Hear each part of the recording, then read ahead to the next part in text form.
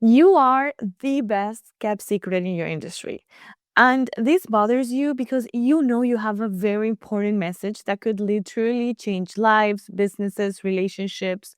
But for mission driven people like you and me, it's just not natural to just go stand in the middle of the proverbial town square screaming, like, look at me, look at me. So, how do we manage this paradox of knowing that we are ready to be seen and recognized and helping and reaching more people and working with more people? But at the same time, how do we do that without sounding like my 4-year-old niece saying, like, look at me, mom? And that's the focus of today's episode. Hello, my love. Welcome to Brand Confidence for Creatives. Are you feeling stuck in a cycle of overthinking, trying to build your brand? I'm Eugenia, but you can call me E. I'm a marketing and brand coach, and I spent years stuck in the cycle of researching, hesitating, and hiding until I got clear on my voice and my message. In this podcast, I'll guide you through the strategies you need to get clear on what you want to say, build a personal brand, and create consistent magnetic marketing. If you ever thought, I know I have something to say, I just don't know how to say it, you are in the right place. So grab your coffee and let's dive in. Quick reminder, this month as a community, we're rallying around Venezuela. At the end of June, two massive earthquakes hit the country, taking the lives of thousands and leaving tens of thousands without their home. I just saw a report from the United Nations that estimates that there are still 50,000 people missing. 50,000. That's equal to the size of the whole population of Palm Springs, California. That's why I'm sharing about this organization today. JQ Foundation is a 501c3 organization, and I say this a lot, and if you're not in the nonprofit sector, probably you don't fully understand. It is important to partner with organizations that are operating formally with all the standards. That's how you guarantee that your donations reach the destinations safely because they have the infrastructure. So that's such a level and a layer of safety. And I love that JQ Foundation has always operated with the utmost structure and seriousness. Anyway, JQ Foundation is a family organization. It's run by my first real manager, who today I get to call a friend. And she and her family are buying, they're packing supplies, they are coordinating shipping, coordinating distribution with key people on the ground to attend to the most specific needs with very specific things that you wouldn't think of, like wheelchairs, specific items that are not normally what we think of. So the job they're doing is truly beyond impressive. So they're working with everything they have.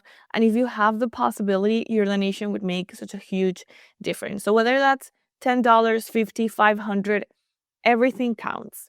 And if you cannot give right now, that's totally fine. You can also share this episode with a friend. Maybe they can help. Everything counts. And trust me, I see it constantly on reports from Liliana, my friend who runs JQ Foundation. So go to jqfoundation.org. The link is in the show notes. Venezuela needs us to keep praying, to keep paying attention. Your solidarity means the world.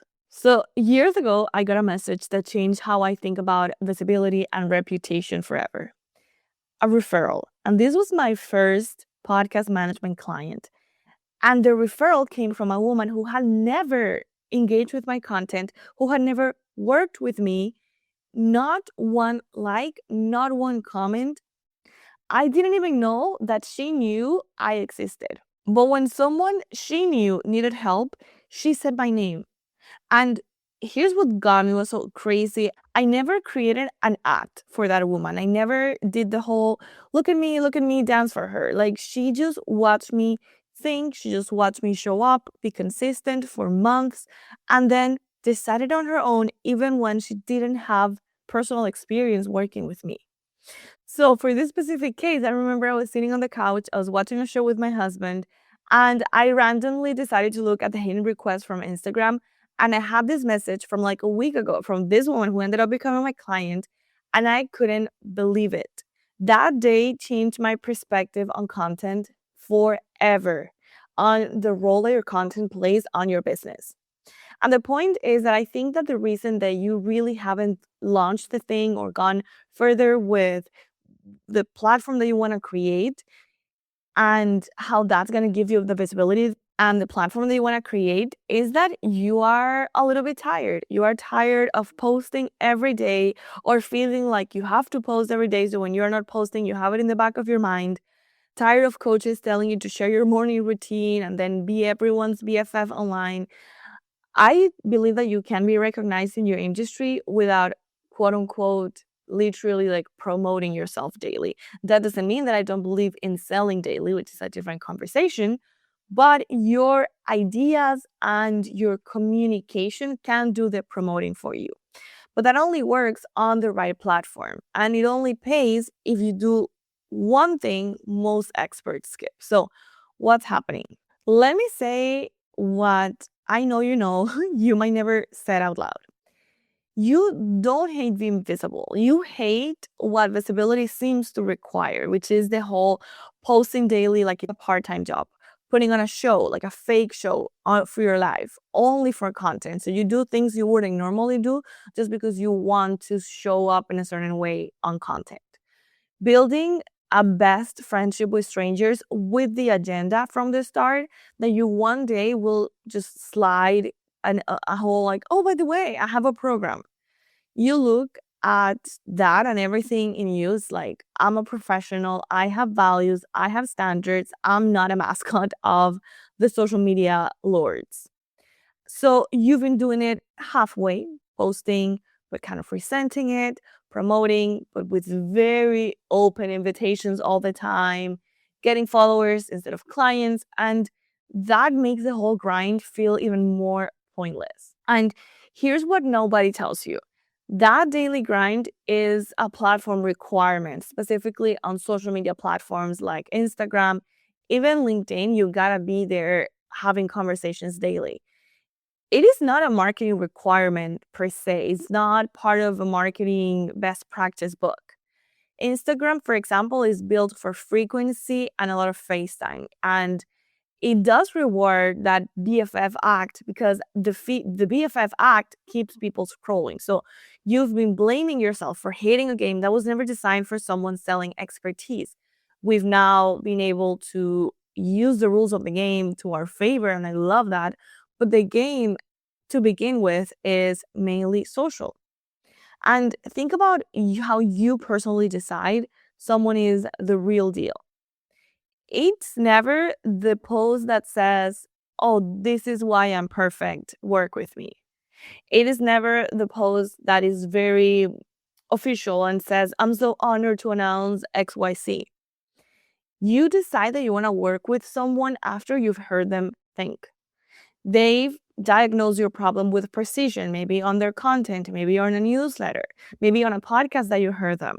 They're super brave and they say the thing that everyone else circles around.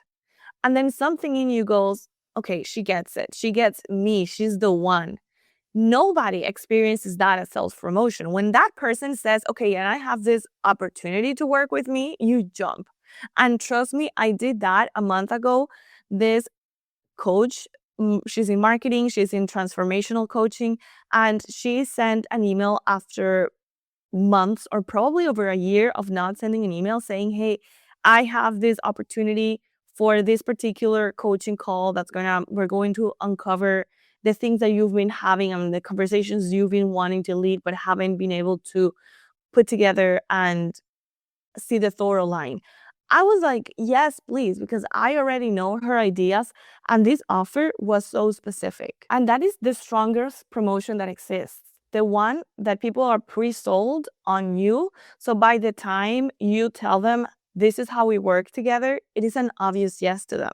And that's why I love long form content so much. I think it is truly the escape hatch to this whole issue because 25 minutes of you thinking through a real problem does what 90 days of daily posting cannot do. The listener is going to reach her own conclusions about you. And that conclusion is gold because nobody can argue with a conclusion they already reached on their own. And that's why my referral did. Granted, that happened on Instagram. That's why my referral did. That's what a podcast does months and years after an episode has been out. So now you're time hustling also changes because you can do one episode a week instead of daily grinding. You can even batch the whole thing, and you can do multiple episodes in a week so that then you don't even think of recording every single week. You don't have to milk your life for content. You don't have to create moments that are not real. Your expertise is the content. Your personality drives the content and drives the connection, but your real personality, not the fake personality that you feel that you have to put on so that people will connect with you on Instagram.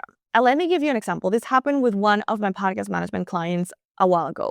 When we did his analytics at the end of the year of all of his channels and seeing how they were performing and kind of his whole ecosystem, we realized that we went from 5,000 downloads when we started working together to 12,000 downloads a month by the end of 8-9 months. And the podcast was outperforming every other channel combined. Nothing was bringing more eyes to his business than his podcast. If you were combining his website, his YouTube, his Instagram, his Facebook, nothing was bringing more eyes than his podcast. But here's the thing that most experts skip. And this is the part that's going to separate a podcast that's just building an audience from a podcast that builds a business. And that is that in every episode, you're going to invite people one step closer to you. And that's not to your high ticket $3,000 program. That's a huge ask for a stranger. And when the ask is too big, people say like, oh, I'll do it when I'm ready. And then they disappear or they listen every once in a while. You never even got their email so that you could nurture that relationship directly. You can also talk to them through that medium. You lost the chance to build a relationship, to overcome objections. So the question I teach my clients is, what is the lowest barrier of entry? That's usually a lead magnet, something free, maybe a smaller paid offer, $27, sometimes even a coaching session or a working session. The point is, get the email.